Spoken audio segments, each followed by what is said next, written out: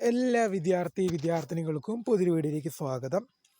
After SSLC video കുറച്ച് നീളും. അതുകൊണ്ട് തന്നെ വിദ്യാർത്ഥികൾ മുഴുവനായി ശ്രദ്ധിക്കുക. അതായത് ആഫ്റ്റർ SSLCക്ക് ശേഷം ഏത് കോഴ്സ് +1 പഠിക്കാൻ തിരഞ്ഞെടുക്കണം, സയൻസ്, കൊമേഴ്സ്, ഹ്യൂമാനിറ്റീസ് എന്നിങ്ങനെ 3 ഓപ്ഷനാണ് കേരളത്തിലെ എമ്പാടുമുള്ള സ്കൂളുകളിൽ നിങ്ങളെ കാത്തിരിക്കുന്ന ഓപ്ഷൻ എന്ന് പറയുന്നത്. Science or commerce or humanities എന്നുള്ളത്. അപ്പം അങ്ങനെ വരുമ്പോൾ ഇതിലേതാണ് ഞാൻ തിരഞ്ഞെടുക്കേണ്ടത്? ഭാവി ജോലി സാധ്യതകൾ എന്തൊക്കെ?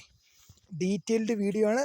വിശദമായ വാർത്തയിലേക്ക് പോകാം. ആദ്യമായിട്ട് ഈ ചാനൽ കാണുന്ന വിദ്യാർത്ഥിനികൾ തീർച്ചയായും മറക്കണ്ട സബ്സ്ക്രൈബ് ചെയ്ത് കൂടെ പറയാൻ പ്രത്യേകം ശ്രദ്ധിക്കുക. സബ്സ്ക്രൈബ് ചെയ്തതിനൊപ്പം നോട്ടിഫിക്കേഷൻ ബെല്ലുകൾ ഓപ്ഷൻ എനേബിൾ ചെയ്യുക. ചാനലിലെ വീഡിയോസ് നിങ്ങൾക്ക് ഉപകാരപ്രദമാകുന്നുണ്ടെങ്കിൽ തീർച്ചയായും മറക്കണ്ട സബ്സ്ക്രൈബ് ചെയ്ത് കൂടെ പറയാൻ പ്രത്യേകം ശ്രദ്ധിക്കുക. സബ്സ്ക്രൈബ് ചെയ്തതിനൊപ്പം നോട്ടിഫിക്കേഷൻ ബെല്ലുകൾ ഓപ്ഷൻ എനേബിൾ ചെയ്യാനും ചാനലിലെ വീഡിയോസ് നിങ്ങൾക്ക് ഉപകാരപ്രദമാകുന്നുണ്ട് തീർച്ചയായും ലൈക്കും കൂടി ചെയ്യാനും അതുപോലെ തന്നെ നിങ്ങളുടെ സുഹൃത്തുക്കളിലേക്ക് ഷെയർ ചെയ്ത് കൊടുക്കാനും കൂടി പ്രത്യേകം ശ്രദ്ധിക്കാം. അതുപോലെ തന്നെ നമ്മുടെ ചാനലിൻ്റെ വാട്സപ്പ് ചാനലിൽ ജോയിൻ ചെയ്യാനുള്ള ലിങ്ക് നിങ്ങൾക്ക് വീഡിയോയുടെ ഡിസ്ക്രിപ്ഷൻ ബോക്സിൽ നൽകുന്നതായിരിക്കും. അപ്പോൾ നമുക്ക് നേരെ വളരെ വളരെ പ്രാധാന്യം അറിയിക്കുന്ന വാർത്തയിലേക്ക് തന്നെ കിടക്കാം. ആഫ്റ്റർ SSLCക്ക് ശേഷം ഏത് കോഴ്സ് തിരഞ്ഞെടുക്കുമ്പോഴും വിദ്യാർത്ഥികൾ ശ്രദ്ധിക്കേണ്ട കാര്യമെന്ന് പറയുന്നത്, സാധാരണ മുൻ വർഷങ്ങളിലൊക്കെ സംഭവിക്കുന്നതായിട്ടൊരു കാര്യം പറയാം.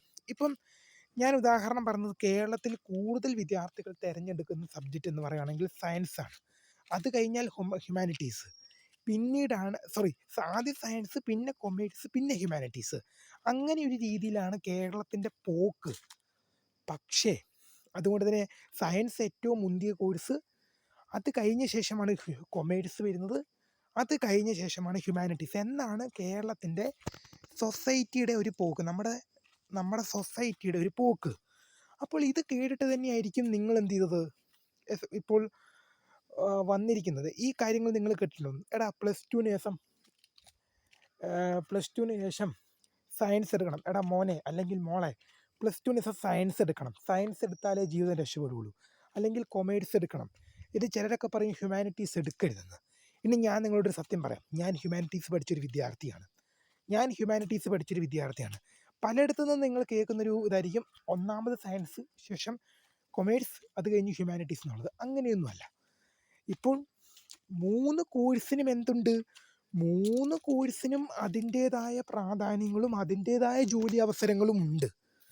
സയൻസ് എടുക്കുന്ന ആൾ മാത്രമേ രക്ഷപ്പെടുള്ളൂ, അല്ലെങ്കിൽ കൊമേഴ്സ് എടുക്കുന്ന ആൾ മാത്രമേ രക്ഷപ്പെടൂ, അല്ലെങ്കിൽ ഹ്യൂമാനിറ്റീസ് എടുക്കുന്ന ആൾ മാത്രമേ രക്ഷപ്പെടൂ. അങ്ങനെയൊന്നും എവിടെയും എഴുതിയിട്ട്. ഇപ്പം ഞാൻ ഹ്യൂമാനിറ്റീസ് എടുത്തൊരു വിദ്യാർത്ഥിയാണ്. ഞാനിപ്പോൾ ഡിഗ്രി ഫസ്റ്റ് ഇയർ പഠിക്കുകയാണ്. അങ്ങനെ വരുമ്പോൾ ഓരോന്നിൻ്റെയും ഭാവി സാധ്യതകൾ എന്തൊക്കെയാണ്? ഇനിയിപ്പോൾ ഏറ്റവും കൂടുതൽ വിദ്യാർത്ഥികൾ കേരളത്തിൽ 2.5 ലക്ഷത്തിന് മേലെ സീറ്റുകൾ ഒഴിഞ്ഞു കിടക്കുന്ന സയൻസ് ബാച്ചിലേക്കുള്ള ആദ്യം നമുക്ക് നോക്കാം. സയൻസ് കൂടുതൽ വിദ്യാർത്ഥികൾ തിരഞ്ഞെടുക്കുന്ന ഒരു വിഷയം തന്നെയാണ്. സയൻസ് എടുത്തു കഴിഞ്ഞാൽ ഭാവി ജോലി സാധ്യതകൾ എന്തൊക്കെ? എൻജിനീയറിങ്, ഡോക്ടർ, അതുപോലെ തന്നെ പൈലറ്റ്, മെഡിക്കൽ ഫീൽഡുകളിലേക്കൊക്കെ നിങ്ങളെ ആവശ്യപ്പെടുന്നത് സയൻസ് വിഷയങ്ങളാണ്. അതുപോലെ തന്നെ സയൻസ് സംബന്ധമായ വിഷയങ്ങളിൽ അധ്യാപക മേഖലയിൽ വർക്ക് ചെയ്യാൻ ആഗ്രഹിക്കുന്നവർ എന്നിങ്ങനെ ഉണ്ടെങ്കിൽ സയൻസ് നിങ്ങൾക്ക് ബെറ്റർ ഓപ്ഷനാണ്. നിങ്ങളുടെ ഡോക്ടർ, എൻജിനീയർ, പൈലറ്റ്, സയൻസ് വിഷയങ്ങളിൽ അധ്യാപക മേഖലയ്ക്ക് പോകാൻ താല്പര്യപ്പെടുന്നുണ്ടെങ്കിൽ യുവർ ബെറ്റർ ഓപ്ഷൻ സയൻസാണ്. അതുപോലെ തന്നെ ഇനി പല വിദ്യാർത്ഥികൾക്കും കൊമേഴ്സ് വിഷയത്തിനോട് താല്പര്യമുള്ള വിദ്യാർത്ഥികൾ കാണും. കൊമേഴ്സ് വിഷയത്തിനോട് താല്പര്യമുള്ള വിദ്യാർത്ഥികൾക്ക് കണക്ക് കൂടുതലായി അറിയണം. ബിസിനസ് മേഖലയാണ് അത്, business and accounting and computer മേഖലയാണ്, കമ്പ്യൂട്ടറൈസ്ഡ് മേഖലയാണ്. അതുകൊണ്ട് തന്നെ വിദ്യാർത്ഥികൾ ശ്രദ്ധിക്കേണ്ടതായ കുറച്ച് കാര്യങ്ങളൊക്കെ ഇക്കാര്യത്തിലുണ്ട്. അങ്ങനത്തെ കൊമേഴ്സ് തിരഞ്ഞെടുത്ത് കഴിഞ്ഞാൽ നിങ്ങൾക്ക് chartered accountant, chartered accountant, business administration, ആ മേഖലയിലുള്ള ഇപ്പോൾ കൊമേഴ്സ് ഫീൽഡുകളിലേക്കുള്ള, ഇപ്പോൾ കൊമേഴ്സ് സബ്ജക്റ്റ് റിലേറ്റ് ചെയ്യുന്ന ടീച്ചേഴ്സ് പോലുള്ള കാര്യങ്ങളിലേക്ക് നിങ്ങൾക്ക് പോകാൻ സാധിക്കും. ഹ്യൂമാനിറ്റീസ് എടുക്കുകയാണെങ്കിൽ വിദ്യാർത്ഥികൾക്ക് അഭിമുഖീകരിക്കേണ്ടി വരുന്ന വിഷയങ്ങൾ ഹിസ്റ്ററി, പൊളിറ്റിക്സ് പോലുള്ള അതിസുന്ദരമായ വിഷയങ്ങളൊക്കെയാണ്. ഇപ്പോൾ ഞാൻ പഠിച്ചതുകൊണ്ട് പുകഴ്ത്തി പറഞ്ഞൊന്നുമല്ല. ഇപ്പോൾ ഞാൻ ഹ്യൂമാനിറ്റീസ് എടുത്ത വിഷയം, ഇപ്പം ഞാൻ സയൻസ്, കൊമേഴ്സ് ആഗ്രഹിച്ചിട്ട് ഹ്യൂമാനിറ്റീസ് ഒരു ബാധ്യത പോലെ എൻ്റെ തലയിൽ വീണ കോഴ്സൊന്നും അല്ല. ഞാൻ SLC കഴിഞ്ഞപ്പോൾ ഡിക്ലെയർ ചെയ്താണ് ഞാൻ ഹ്യൂമാനിറ്റീസ് എടുക്കുകയുള്ളൂ. ഹ്യൂമാനിറ്റീസ് തന്നെ എനിക്ക് കിട്ടി. ഞാൻ പഠിച്ച് മനസ്സുകൊണ്ട് ആഗ്രഹിച്ച കോഴ്സാണ് ഹ്യൂമാനിറ്റീസ് എന്നുള്ളത്. അപ്പം അതെനിക്ക് കിട്ടി. അപ്പോൾ ഹ്യൂമാനിറ്റീസ് പഠിച്ചിറങ്ങുന്നൊരു വിദ്യാർത്ഥിക്ക് ഭാവിയിൽ ജോലി സാധ്യതകൾ, നിങ്ങൾക്ക് കോടതി ജഡ്ജിമാർ, വക്കീലുമാർ, ഹ്യൂമാനിറ്റീസ് മേഖലയിലെ അധ്യാപകർ, ജേർണലിസ്റ്റ് നിങ്ങളിപ്പം ടി വിയിലും നിങ്ങളൊക്കെ വാർത്തകളൊക്കെ കാണുമ്പോൾ വാർത്ത പറയുന്ന ആൾക്കാർ കാണില്ലേ, ജേർണലിസ്റ്റുകൾ. അങ്ങനെയുള്ള മേഖലയിലേക്ക് നിങ്ങൾക്ക് പോവാം. ടീച്ചിങ് ഫീൽഡിലേക്ക് പോവാം. കോടതിയിലെ വക്കീലുമാർ, ജഡ്ജിമാർ, അതുപോലെ തന്നെ IAS പോലെയുള്ള ഇന്ത്യൻ അഡ്മിനിസ്ട്രേറ്റീവ് സർവീസിലുള്ള IAS, സിവിൽ സർവീസ്, കളക്ടർമാർ എന്നിങ്ങനെയുള്ള മേഖലകളിലേക്കൊക്കെ നിങ്ങൾക്ക് ഹ്യൂമാനിറ്റീസ് എടുത്താൽ പോകാൻ സാധിക്കും. ഇപ്പോൾ നിങ്ങൾക്ക് മനസ്സിലായല്ലോ ഹ്യൂമാനിറ്റീസ് ഒരു ചില്ലറക്കാരനല്ലെന്ന്. ഈ IAS എന്ന് പറഞ്ഞു കഴിഞ്ഞാൽ ഇന്ത്യൻ അഡ്മിനിസ്ട്രേറ്റീവ് സർവീസാണ്. ഭരണ മേഖല കൈകാര്യം ചെയ്യുന്ന വകുപ്പാണ് IAS. സിവിൽ സർവീസ് വകുപ്പാണ്. ഇപ്പോൾ സിവിൽ സർവീസിലേക്ക് നിങ്ങൾക്ക് സയൻസ് എടുത്താലും കൊമേഴ്സ് എടുത്താലും പോകാം. പക്ഷേ സിവിൽ സർവീസ് ബേസ് ചെയ്തുള്ള ക്വസ്റ്റ്യൻസ് എന്ന് പറയുവാണെങ്കിൽ ഹ്യൂമാനിറ്റീസ് ബേസ് ചെയ്ത ക്വസ്റ്റ്യൻസ് ആയിരിക്കും സിവിൽ സർവീസ് പരീക്ഷകളിൽ വരിക. അതുകൊണ്ട് തന്നെ സയൻസ് എടുത്ത കുട്ടിക്കും കൊമേഴ്സ് എടുത്ത കുട്ടിക്കും സിവിൽ സർവീസ് എക്സാം എഴുതാം, പറ്റില്ലെന്നല്ല. പക്ഷേ ഹ്യൂമാനിറ്റീസ് എടുത്ത് പഠിക്കുന്നൊരു കുട്ടിക്ക് എന്തായിരിക്കും, എളുപ്പമായിരിക്കും.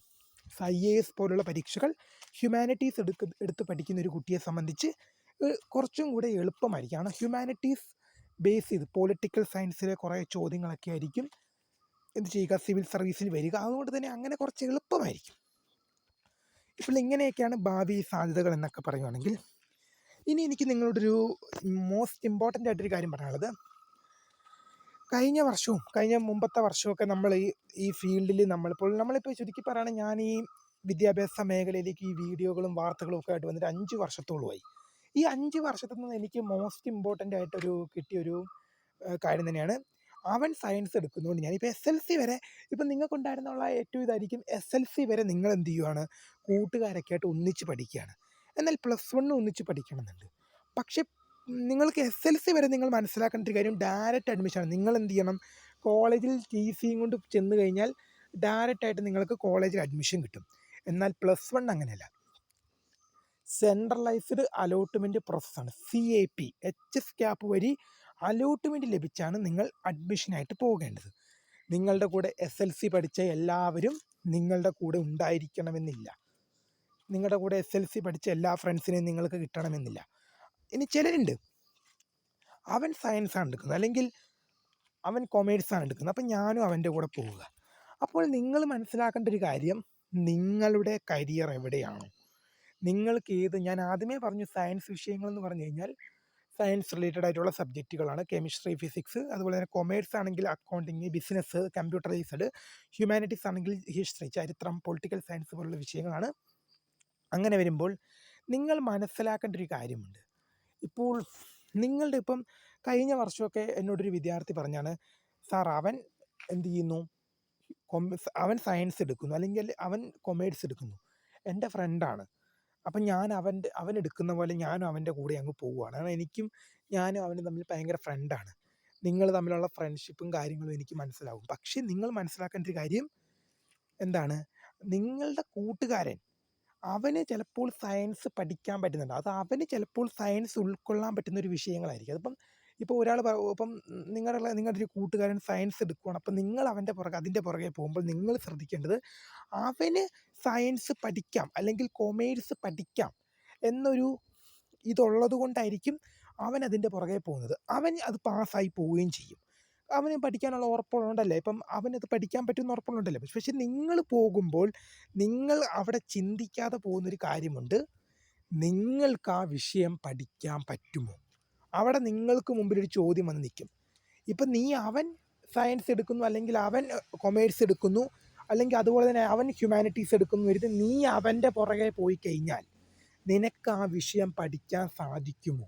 അല്ലെങ്കിൽ ഒരു വിദ്യാർത്ഥി അല്ലെങ്കിൽ വിദ്യാർത്ഥിയോട് എനിക്ക് ചോദിക്കാനുള്ളത്, നിനക്ക് ആ വിഷയം പഠിക്കാൻ സാധിക്കുമോ.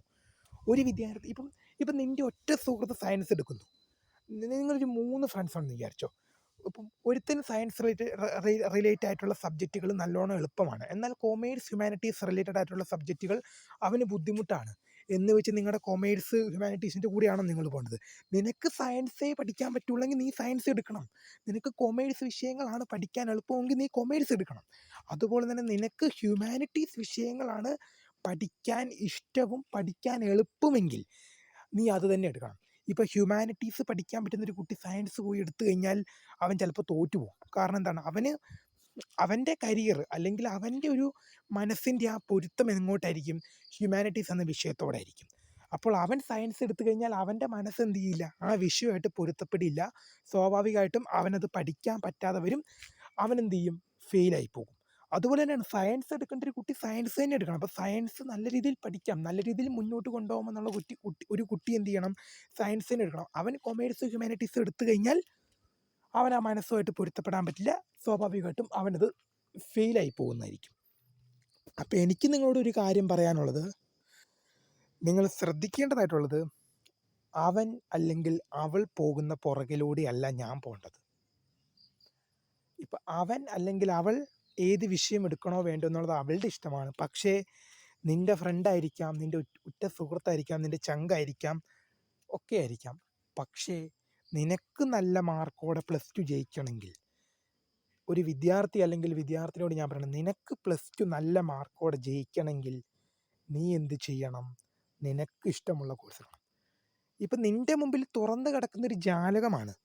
ഇപ്പോൾ 10 വരെ നിങ്ങൾ മനസ്സിലാക്കേണ്ട ഒരു കാര്യം എന്ന് പറയുന്നത് 10 വിഷയങ്ങൾ നിങ്ങൾക്ക് പഠിക്കണം. ആ 10 വിഷയങ്ങളിൽ കെമിസ്ട്രി, ഫിസിക്സ്, ബയോളജി പോലുള്ള വിഷയങ്ങൾ എന്തിലാണ് വരുന്നത്? സയൻസ് വിഷയത്തിലാണ് വരുന്നത്. മാത്തമാറ്റിക്സ്. അതുപോലെ തന്നെ കൊമേഴ്സ് റിലേറ്റഡ് ആയിട്ടുള്ള കുറച്ച് സബ്ജക്റ്റുകളും നിങ്ങൾക്ക് എന്ത് ചെയ്യാനുണ്ട്? കണക്ക് പോലുള്ള കാര്യങ്ങളൊക്കെ നിങ്ങൾക്ക് എന്ത് ചെയ്യുന്നുണ്ട്? പഠിക്കാൻ നിങ്ങൾക്ക് വരുന്നുണ്ട്. ഹ്യൂമാനിറ്റീസ് റിലേറ്റഡ് ആയിട്ടുള്ള സബ്ജക്റ്റ് നിങ്ങൾക്ക് 10 വരെ പഠിക്കാനുണ്ട്. സോഷ്യൽ സയൻസ് പോലുള്ള വിഷയങ്ങൾ നിങ്ങൾക്ക് ഹ്യൂമാനിറ്റീസ് ചുരുക്കി പറഞ്ഞാൽ 3 നിങ്ങൾ 10 വരെ പഠിക്കുന്നുണ്ട്. പക്ഷേ നിങ്ങൾ +1 എത്തുമ്പോൾ നിങ്ങൾക്ക് അവിടെ എന്താണ്? ചോയ്സ് വരുന്നുണ്ട്. നിങ്ങൾക്ക് വേണമെങ്കിൽ സയൻസ് സബ്ജക്റ്റുകൾ പഠിച്ചാൽ മതി, വേണമെങ്കിൽ കൊമേഴ്സ് പഠിച്ചാൽ മതി, വേണമെങ്കിൽ ഹ്യൂമാനിറ്റീസ് എടുത്താൽ മതി എന്നൊരു ഓപ്ഷൻ നിങ്ങൾക്ക് അവിടെ തിരഞ്ഞെടുക്കാൻ. നിങ്ങൾക്ക് ഏത് കരിയറാണോ, എനിക്ക് സയൻസ് മേഖല ആണോ വേണ്ടത്, അല്ലെങ്കിൽ കൊമേഴ്സ് ഫീൽഡാണോ വേണ്ടത്, അല്ലെങ്കിൽ ഹ്യൂമാനിറ്റീസ് ഫീൽഡാണോ വേണ്ടതെന്ന് തിരഞ്ഞെടുക്കാൻ നിനക്ക് അവിടെ എന്ത് ചെയ്യുകയാണ്? ഓപ്ഷൻ തുറന്ന് കിട്ടുകയാണ്. നിനക്ക് സയൻസ് സബ്ജക്റ്റുകൾ വേണ്ട ഒഴിവാക്കാം, കൊമേഴ്സ് സബ്ജക്റ്റുകൾ വേണ്ട ഒഴിവാക്കാം, ഇനി നിനക്ക് ഹ്യൂമാനിറ്റീസ് സബ്ജക്റ്റുകൾ വേണ്ടാതെ ഒഴിവാക്കാം. നിനക്ക് ഇഷ്ടമുള്ളത്, നിനക്ക് എന്താണോ ഇഷ്ടം അത് തിരഞ്ഞെടുത്ത് പഠിക്കാനുള്ള അവസരമാണ്. നിനക്ക് ഏതാണോ ഇഷ്ടം അത് തിരഞ്ഞെടുത്ത് പഠിക്കാൻ നിനക്ക് അവസരം കിട്ടുകയാണ്. ചുരുക്കി പറഞ്ഞാൽ അത് നിങ്ങളുടെ ജീവിതത്തിലൊരു വഴിത്തിരിവ് തന്നെയാണ്. ഇപ്പോൾ നിങ്ങളുടെ +2 കഴിഞ്ഞുള്ള, ഇപ്പം നിങ്ങളിപ്പോൾ +2ന് ചേരാൻ പോവുകയാണ്. അഡ്മിഷൻ വരുമ്പോൾ നിങ്ങൾ അലോട്ട്മെൻറ്റ് കൊടുക്കും. അങ്ങനെ വരുമ്പോൾ നിങ്ങൾ ചേരാൻ പോകുമ്പോൾ ഇപ്പോൾ നിങ്ങൾ +2 ഏതെടുക്കുന്നു എന്ന് ബേസ് ചെയ്തിരിക്കും നിങ്ങളുടെ ഉപരിപഠനം. ഇപ്പം നിങ്ങൾ സയൻസ് റിലേറ്റഡ് ആയിട്ടുള്ള സബ്ജക്റ്റ് എടുത്താൽ അതിൻ്റെ വഴിക്ക് പോകും, കൊമേഴ്സ് റിലേറ്റഡ് ആയിട്ടുള്ളെങ്കിൽ അത്, ഹ്യൂമാനിറ്റീസ് റിലേറ്റഡ് ആയിട്ടുള്ള അത്. നിങ്ങൾ +1 ഏത് കോഴ്സാണോ എടുക്കുന്നത് അത് റിലേറ്റ് ചെയ്തിട്ടായിരിക്കും നിങ്ങൾ നിങ്ങളുടെ +2ന് ശേഷമുള്ള പഠനം ഡിക്ലെയർ ചെയ്യുക. അതുകൊണ്ട് തന്നെ എനിക്കൊരു കാര്യം പറയാനുള്ളത്, എൻ്റെ ഇത്രയും കാലത്തെ അനുഭവത്തിൽ എന്താണ്, +2 ജീവിതത്തിൽ അല്ലെങ്കിൽ എൻ്റെ ഫ്രണ്ട് അവൻ അല്ലെങ്കിൽ അവൾ പോയി സയൻസ് എടുത്തു, അതുകൊണ്ട് ഞാനും പോയി സയൻസ് എടുത്തു, അവൾക്ക് നല്ല രീതിയിൽ പഠിക്കാൻ പറ്റുന്നുണ്ട്, എനിക്ക് നല്ല രീതിയിൽ പഠിക്കാൻ പറ്റുന്നില്ല, അവൻ ജയിച്ചു പോകും, അവൾ തോറ്റു പോകും. അവൻ ജയിക്കും, ഞാൻ തോക്കും. അങ്ങനെ ഒരു അവസ്ഥ ഉണ്ടാകാതിരിക്കാൻ വേണ്ടി നിങ്ങൾ ശ്രദ്ധിക്കേണ്ടത്, നിങ്ങളുടെ ഫ്രണ്ട്സ് ഏത് കോഴ്സും എടുത്തേക്കാം, നിങ്ങളുടെ ഫ്രണ്ട്സ് ഏത് കോഴ്സും എടുത്തേക്കാം. നിങ്ങൾക്ക് ഏതാണോ താല്പര്യപ്പെടുന്നത്, നിങ്ങൾക്ക് ഏതാണോ പഠിക്കാൻ ഇഷ്ടപ്പെടുന്നത് അതേ നിങ്ങൾ എടുക്കാൻ പാടുള്ളൂ. അല്ലെങ്കിൽ ഒറ്റ പ്രശ്നം എന്നുള്ളത്, അതിൻ്റെ ഭവിഷ്യത്ത് നിങ്ങൾ തന്നെ അനുഭവിക്കേണ്ടി വരും. എനിക്ക് പഠിക്കാൻ പറ്റാത്തൊരു വിഷയം, ഞാനിപ്പോൾ ഞാൻ എൻ്റെ ഉദാഹരണം തന്നെ പറയുകയാണെങ്കിൽ, എനിക്ക് പഠിക്കാൻ പറ്റാത്ത അല്ലെങ്കിൽ എനിക്ക് പഠിക്കാൻ ബുദ്ധിമുട്ടുള്ളൊരു വിഷയം ഞാൻ എടുത്ത് എൻ്റെ തലയിലിട്ട് കഴിഞ്ഞാൽ അതെനിക്ക് തന്നെയല്ലേ അതിൻ്റെ ബാധ്യത. ഇപ്പോൾ എനിക്ക് പഠിക്കാൻ പറ്റാത്തൊരു വിഷയം അല്ലെങ്കിൽ എനിക്ക് പറ്റാത്തൊരു വിഷയം ഞാൻ അറിഞ്ഞുകൊണ്ട് എടുത്ത് എൻ്റെ തലയിൽ ഇടുവോ? അത് ഞാൻ എന്ത് ചെയ്യുന്നതല്ലേ? സ്വന്തം കുഴി മാന്തുന്നതിന് തുല്യമല്ലേ? സ്വന്തം കുഴി മാന്തുന്നതിന് തുല്യമല്ലേ ഇത്? എനിക്ക് പഠിക്കാൻ പറ്റാത്തൊരു വിഷയം എൻ്റെ തലയിലേക്ക് എടുത്തിടുമ്പോൾ. അതുപോലെ തന്നെയാണ് നിങ്ങൾക്ക് പഠിക്കാൻ പറ്റുന്ന വിഷയം നിങ്ങളുടെ പഠന വിഷയമായിട്ട് തിരഞ്ഞെടുക്കൂ. എങ്കിൽ നിങ്ങൾക്ക്, ഇപ്പം ഞാൻ ആദ്യമേ പറഞ്ഞു, ഹ്യൂമാനിറ്റീസ് എന്ന വിഷയം ഞാൻ ഇഷ്ടപ്പെട്ടെടുത്ത കോഴ്സാണ്. അതുകൊണ്ട് തന്നെ എനിക്ക് 2 വർഷം എൻ്റെ +2 ജീവിതം എന്ന് പറയുകയാണെങ്കിൽ എനിക്ക് അത്രയ്ക്കും സന്തോഷമുള്ളൊരു ജീവിതമായിരുന്നു. കാരണം എന്താണ്, ഞാൻ ആഗ്രഹിച്ച കോഴ്സ് എനിക്ക് കിട്ടി, ഞാൻ പഠിക്കാൻ ആഗ്രഹിച്ച വിഷയങ്ങൾ എനിക്ക് കിട്ടി. നിങ്ങൾക്ക് നല്ല രീതിയിൽ പ്ലസ് ടു ലൈഫ് എൻജോയ് ചെയ്യാൻ സാധിക്കും. എന്നാൽ നിങ്ങൾക്ക് മനസ്സിനോട് പൊരുത്തം, നിങ്ങളുടെ മനപ്പൊരുത്തമില്ലാത്ത വിഷയങ്ങളാണ് നിങ്ങൾക്ക് പഠിക്കാൻ നിങ്ങൾ തിരഞ്ഞെടുക്കുന്നതെങ്കിൽ, നിങ്ങളുടെ മനസ്സ് അതിനോട് പൊരുത്തപ്പെടുന്നില്ലെങ്കിൽ, നിങ്ങളുടെ മനസ്സ് ആ വിഷയങ്ങളോട് പൊരുത്തപ്പെടുന്നില്ലെങ്കിൽ, നിങ്ങൾക്ക് പ്ലസ് ടു ലൈഫ് എന്നുള്ളത് ഒരു നരക ജീവിതമായിരിക്കും. ഞാൻ ഷുവറായിട്ട് പറയണം, നിങ്ങൾക്ക് നരക ജീവിതമായിരിക്കും. അത് നിങ്ങൾക്ക് എന്ത് ചെയ്യില്ല, ഒരു തരത്തിലുള്ള സന്തോഷം കാണില്ല. ഇപ്പോൾ എൻ്റെ പ്ലസ് ടു ജീവിതം എന്ന് പറഞ്ഞാൽ എനിക്ക് നല്ല സന്തോഷം നിറഞ്ഞ, പ്ലസ് വൺ ആയാലും പ്ലസ് ടു ആയാലും നല്ല സന്തോഷം നിറഞ്ഞ ജീവിതമായിരുന്നു. കാരണം ഞാൻ പഠിക്കാൻ ആഗ്രഹിച്ച വിഷയങ്ങൾ, എൻ്റെ മനസ്സ് ഹ്യൂമാനിറ്റീസ് വിഷയങ്ങളാണ് പൊരുത്തപ്പെടുന്നത്. അത് ഞാൻ എടുത്തപ്പോൾ എനിക്ക് നല്ല രീതിയിൽ എൻ്റെ എന്ത് ചെയ്താന്ന് വെച്ചാൽ പ്ലസ് ടു ലൈഫ് മുന്നോട്ട് കൊണ്ടുപോകാൻ സാധിച്ചു. പ്ലസ് ടുവിൽ 77% മാർക്കോടെ 77% മാർക്കോടെ എനിക്ക് പാസ്സാകാൻ സാധിച്ചു. എനിക്ക് ഒരു കാര്യം ഉറപ്പുണ്ട്, ഞാൻ സയൻസ് എടുത്തിരുന്നെങ്കിലും കൊമേഴ്സ് എടുത്തിരുന്നെങ്കിലും എനിക്ക് 77% കിട്ടില്ല. ചിലപ്പോൾ ജസ്റ്റ് പാസ്സായി പോയേക്കാം. ഞാൻ 2024 പാസ് ഔട്ടാണ് പ്ലസ് ടു. എനിക്ക് 77% ആണുള്ളത്. സയൻസ് എടുത്തെങ്കിലും കൊമേഴ്സ് എടുത്തെങ്കിലും ചിലപ്പോൾ എങ്ങനെയും കോപ്പി അടിച്ചോ തുണ്ട് വെച്ചോ എങ്ങനെയും ചിലപ്പോൾ, അല്ലെങ്കിൽ ആരോടെങ്കിലും ചോദിച്ചെഴുതിയോ എങ്ങനെയും ചിലപ്പോൾ ജസ്റ്റ് പാസ്സായി പോയേനെ. എന്നാൽ ഇത്രയും പേഴ്സൻറ്റേജ് എനിക്ക് കിട്ടില്ല. ഞാൻ ഹ്യൂമാനിറ്റീസ് എടുത്തതുകൊണ്ട് ഞാൻ എൻ്റെ മനസ്സിനോട്, എൻ്റെ മനസ്സ് പൊരുത്തപ്പെടുന്ന ഏത് വിഷയത്തോടാണോ ആ വിഷയം ഞാൻ എടുത്തത് കൊണ്ട് തന്നെ എനിക്ക് നല്ല രീതിയിൽ അതിൽ നല്ല രീതിയിൽ എനിക്ക് പെർഫോം ചെയ്യാൻ സാധിച്ചു. അതുകൊണ്ട് തന്നെ നിങ്ങളുടെ മനസ്സ് ഏതിനോടാണോ പൊരുത്തപ്പെടുന്നത് ആ വിഷയം എടുക്കുക. ഇനി ഒരു കാര്യം ശ്രദ്ധിക്കേണ്ടത്, നിങ്ങൾ ഡീറ്റെയിൽഡ് വീഡിയോ നിങ്ങൾക്ക് ഞാൻ ഇട്ട് തന്നു കഴിഞ്ഞു. ഇനി നിങ്ങളുടെ ഓപ്ഷനാണ്. ഇനി ഞാൻ നിങ്ങളോട് ചോദിക്കുകയാണ്, ആഫ്റ്റർ SSLC എന്താണെന്ന്. സയൻസ് വേണോ, കൊമേഴ്സ് വേണോ, ഹ്യൂമാനിറ്റീസ് വേണോ, നീ എടുത്ത് നോക്കുക. നിനക്ക് സയൻസ് വിഷയങ്ങളിലാണോ നല്ല രീതിയിൽ പെർഫോം ചെയ്യാൻ സാധിക്കുക, കൊമേഴ്സ് വിഷയങ്ങളിലാണോ നല്ല രീതിയിൽ പെർഫോം ചെയ്യാൻ സാധിക്കുക, ഹ്യൂമാനിറ്റീസ് വിഷയങ്ങളിലാണോ നല്ല രീതിയിൽ പെർഫോം ചെയ്യാൻ സാധിക്കുക. നിൻ്റെ മനസ്സ് ഏത് വിഷയത്തോടാണോ പൊരുത്തപ്പെടുന്നത്, നിനക്ക് ഏതാണോ പഠിക്കാൻ സാധിക്കുന്നത് ആ വിഷയം എടുത്തു കഴിഞ്ഞാൽ പ്ലസ് ടു ജീവിതം സുന്ദരവും നല്ല സുഖവും സുന്ദരവുമായി നിങ്ങൾക്ക് നിങ്ങളുടെ 2 വർഷം പ്ലസ് ടു ജീവിതം ആഘോഷിച്ചും പഠിച്ചും നിങ്ങൾക്ക് മുന്നേറാൻ സാധിക്കും.